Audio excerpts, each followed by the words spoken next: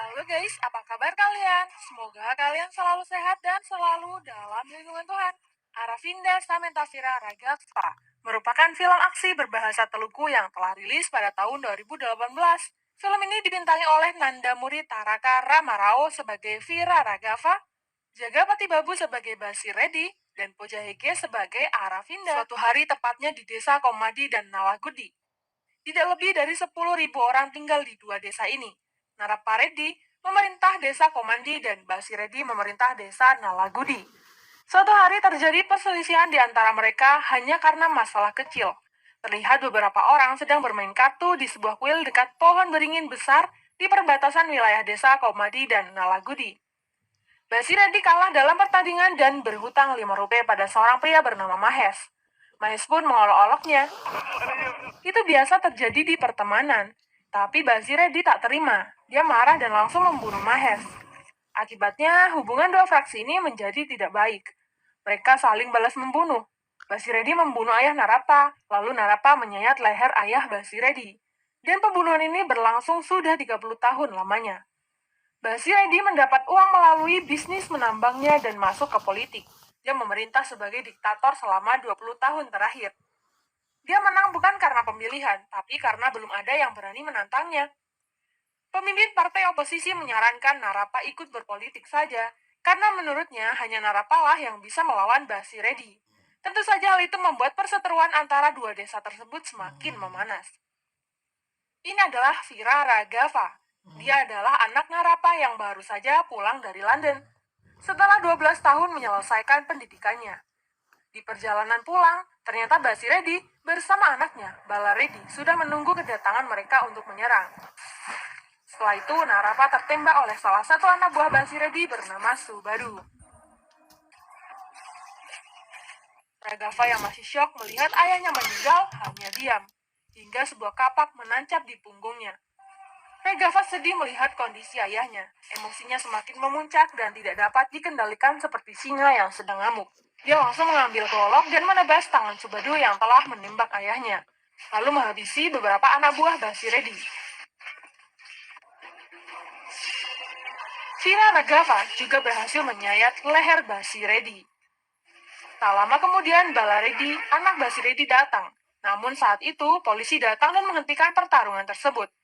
Hingga mereka berdua sama-sama merasakan kesedihan. Apalagi Vira, dia baru saja melihat senyum ayahnya, tapi kini telah terbujur kaku.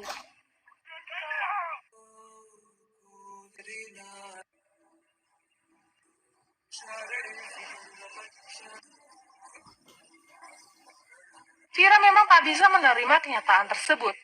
Namun Vira berusaha tetap tegar. Dia pergi ke rumah sakit menjenguk anak buahnya yang terluka. Juga pergi ke kantor polisi untuk menjamin anak buahnya yang tertangkap. Vira masih berduka, tapi pemimpin oposisi bernama Sudarsan menelponnya. Tanpa basa-basi, dia meminta Vira untuk menggantikan ayahnya sebagai kandidat calon pemimpin MLA, namun Vira tidak meresponnya. Saat itu, nenek Vira menemuinya. Dia lalu menasehatinya dan memintanya untuk tidak terlibat dalam perselisihan panjang antar desa dan menyudahi penderitaan. Di saat yang sama, seorang perempuan hamil mendatangi Vira. Dia adalah Nagami, istri Sivaya. Suaminya masuk penjara karena ikut pertempuran tersebut. Nagamani meminta agar suaminya tidak dibebaskan saja. Jika suaminya bebas, dia akan ikut balas dendam dengan Basiredi. Bagaimana jika musuh membunuhnya? Dia tidak akan bisa melihat anaknya lahir. Mendengar itu, nenek kembali menasihatinya dengan berkata, siapapun bisa menang jika dia bertarung. Tapi Vira, orang yang menghentikan perang adalah seorang pahlawan sejati. Setelah memikirkan perkataan nenek, Vira memutuskan untuk meninggalkan desa. Dia butuh suasana baru karena jika tetap tinggal, dia akan terus meratapi kepergian ayahnya. Lanjut cerita, Vira akhirnya sampai di kota Hyderabad. Dia bertemu dengan seorang pemilik bengkel bernama Nilambari yang hendak membeli mobil. Vira langsung melarangnya untuk membeli mobil tersebut karena dulu itu adalah mobil miliknya yang rusak parah akibat tragedi dan memang tidak terlihat rusak karena bodi mobil sudah diganti. Nilambari akhirnya membatalkannya. Dia pun mengajak Vira untuk beristirahat di bengkelnya. Saat di bengkel, Vira menceritakan kisah hidupnya dan memperkenalkan dirinya sebagai Raghafa. Kalau ini adalah Aravinda. Dia adalah anak dari pengacara terkenal bernama Saradi. Dia mempunyai adik perempuan bernama Sunanda dan adik laki-laki bernama Pratek. Kali ini ayahnya mendapat klien yang meminta bantuan untuk kasus pembunuhannya. Ayah pun memanfaatkan mereka untuk menjadi pengawal Aravinda. Setiap hari mereka disuruh mengantar Aravinda ke kampus. Tapi ayah Aravinda kalah dalam kasus kliennya. Kliennya pun marah dan mencoba menyakiti Aravinda. Aravinda bersembunyi di sebuah bengkel mobil. Dia melihat Raghafa dan memberitahu bahwa dia sedang dikejar 6 preman. Saat Vira Raghafa hendak menyerang mereka, Aravinda melarangnya menggunakan kekerasan. Tapi Raghafa berhasil mengusir mereka dengan gertakannya saja. Dia membengkokkan kunci pas dan membuat para preman ketakutan. Vira Raghafa pun pergi sebelum dia berkenalan dengan Aravinda. Scene pun berlanjut. Ketika Raghafa dan Nilambari hendak pergi ke Mumbai, di tengah perjalanan mobil mereka diberhentikan karena ada ganjil genap. Nilambari ditangkap polisi atas kecerobohannya, mengeluarkan pistol milik Vira Raghafa. Merasa bersalah, Raghafa meminta tolong kepada seorang pengacara untuk membebaskan Nilambari yang tak lain adalah Saradi, ayah Aravinda. Aravinda kaget setelah melihat Raghafa. Juga setelah Aravinda bercerita soal kehebatan Vira membengkokkan kunci pas, ayah pun setuju untuk membantunya dengan syarat dia harus tinggal di rumahnya dan menjadi pengawal keluarganya sampai kasus ini selesai. Raghafa setuju. Dia bisa lebih dekat dengan Aravinda. Apalagi Aravinda adalah mahasiswa antropologi yang sedang mempelajari tentang permusuhan antar fraksi. Lanjut cerita, saat Raghafa mengantar Aravinda ke kampus, dia melihat anak buahnya berada di kota untuk mencarinya, sehingga dia langsung mengajak mereka ke suatu tempat. Anak buahnya mengira Raghafa meninggalkan desa karena ketakutan. Itu membuat Balaredi merasa bangga, mengira Raghafa takut dengannya. Namun Raghafa tidak menghiraukannya. Dia berpikir, apa yang salah dengan mengalah? Raghafa meninggalkan rumah dan ibunya yang janda sendirian, bermaksud agar warga bisa belajar hidup dengan istri dan anak-anak mereka. Karena sebenarnya dalam hidup ini, keluarga lebih penting dibanding permusuhan. Akhirnya mereka meminta maaf dan pergi. Suatu hari, Pratek mendapat tugas sekolah untuk membuat cerita yang akan diterbitkan di majalah sekolahnya. Pratek meminta bantuan Raghafa dan Raghafa pun menceritakan kisah hidupnya. Soal perselisihan antar fraksi. Saat itu Aravinda tertarik untuk mendengarkan ceritanya. Dia juga menanggapi bahwa untuk menciptakan perdamaian, pahlawan cerita harus bisa meyakinkan orang-orang yang menentangnya. Dengan begitu, perdamaian bisa terwujud. Mendengar itu, Raghafa menyadari sesuatu. Lanjut cerita, cerita tersebut menarik dan akhirnya diterbitkan. Namun seseorang membungkus minuman dengan majalah tersebut untuk mengelabui razia polisi. Tak sengaja, majalah tersebut terbawa angin dan menuju ke seorang di atas ranjang.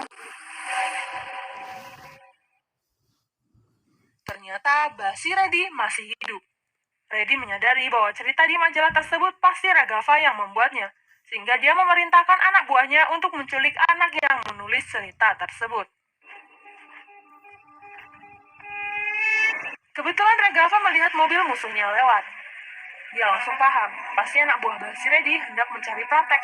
Benar saja, mereka sedang mengincar Pratek.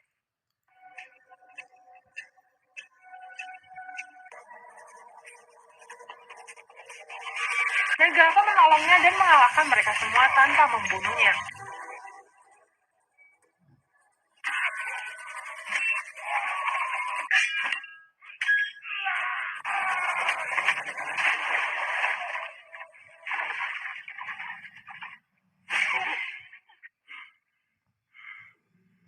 Namun Raghafa kaget setelah mendengar bahwa yang menyuruh mereka adalah Basi Reddy, yang dia kira sudah meninggoy. Ternyata Aravinda menelponnya hingga 20 kali. Raghafa bergegas menemui Aravinda.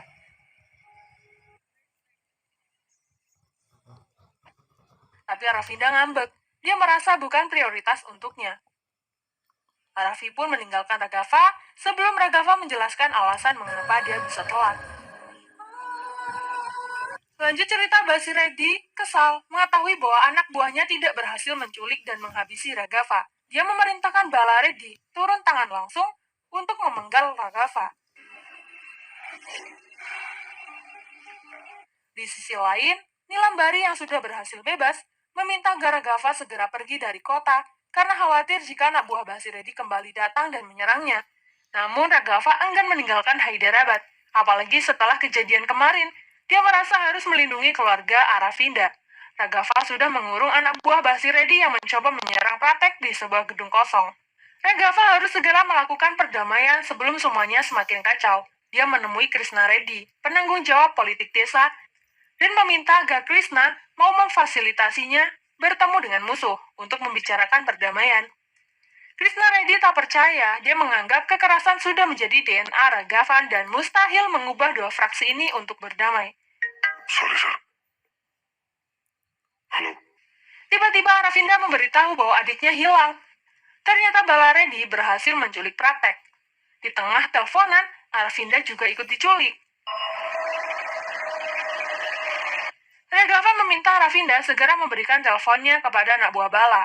Raghafa mengancam dan berkata, "Jika kalian ingin membunuh gadis itu, bunuh saja. Tapi setelah itu aku akan menguliti kalian hidup-hidup, agar tahu betapa menyedihkannya aku memperlakukan kalian." Semua orang ketakutan.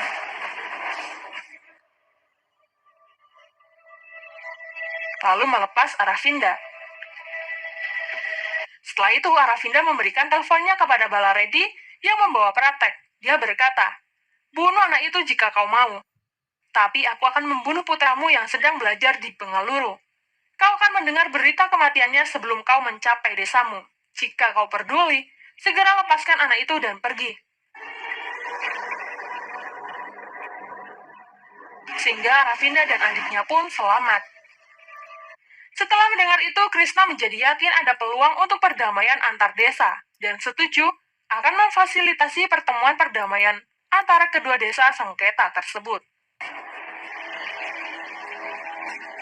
Tapi Saradi kesal dengan Raghafa. Dia meminta Raghafa segera meninggalkan rumahnya demi keselamatan keluarganya. Sebelum pergi, Raghafa berpamitan dengan Aravinda.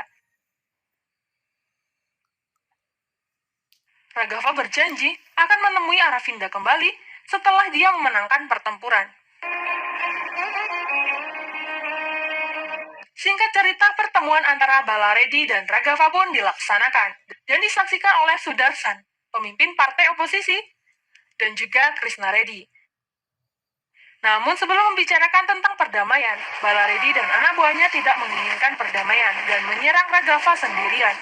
Walau begitu, Raghafa berhasil melumpuhkan mereka tanpa membunuhnya.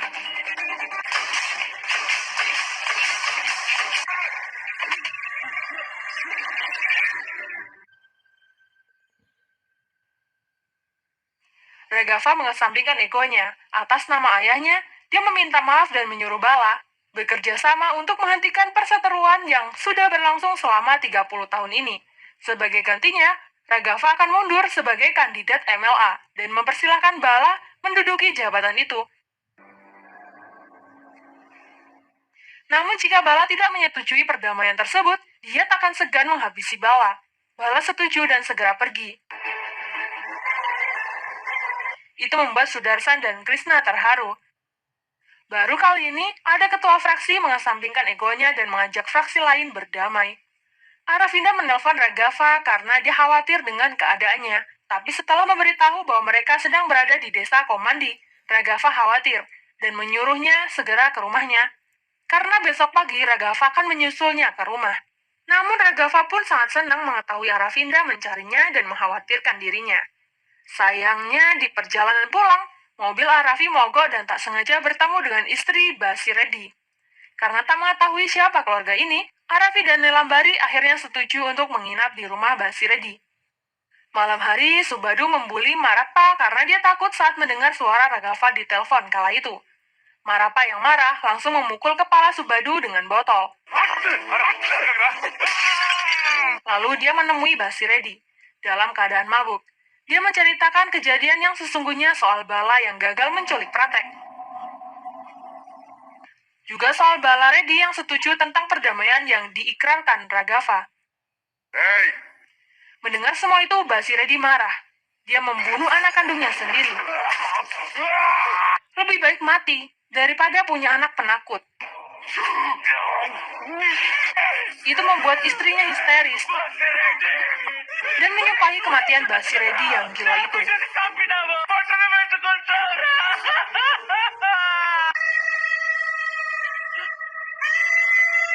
Lanjut cerita, Basiredi menyebar berita hoak bahwa yang membunuh anaknya adalah Raghav. Penduduk yang marah langsung menyerang desa Komandi dan perperangan pun terjadi kembali di dua fraksi tersebut.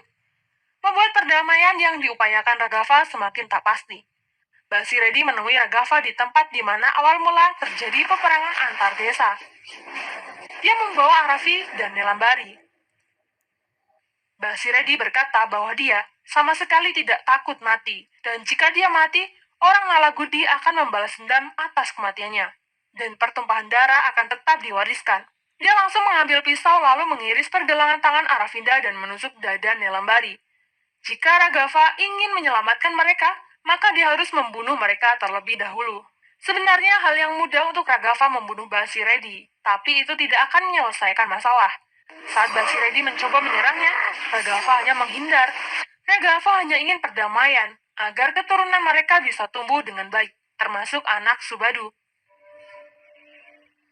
Sangat mudah membunuh mereka bertiga, tapi dia hanya ingin perdamaian saja.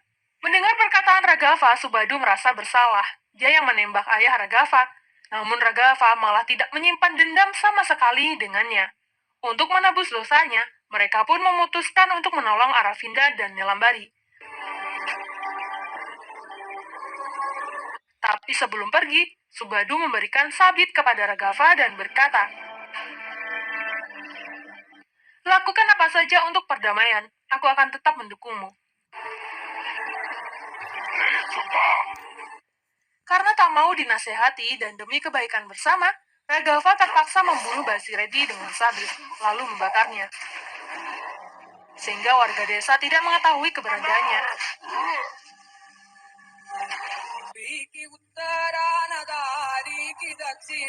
Setelah itu dia pergi menemui istri Basiredi dan memberitahu bahwa suaminya telah dibunuhnya menggunakan sabit yang dibawanya. Tak disangka, istri Basiredi setuju dan langsung mengambil sabit tersebut lalu mencucinya. Dia lalu mengajak Raghav ke desa Komadi untuk menghentikan pertarungan. Sesampainya di sana,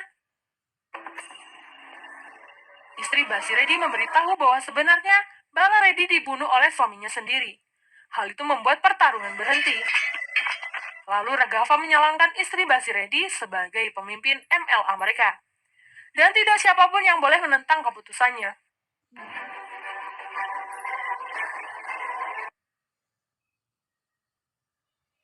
Akhirnya perdamaian pun terjadi antara dua desa tersebut. Dan film ini pun selesai.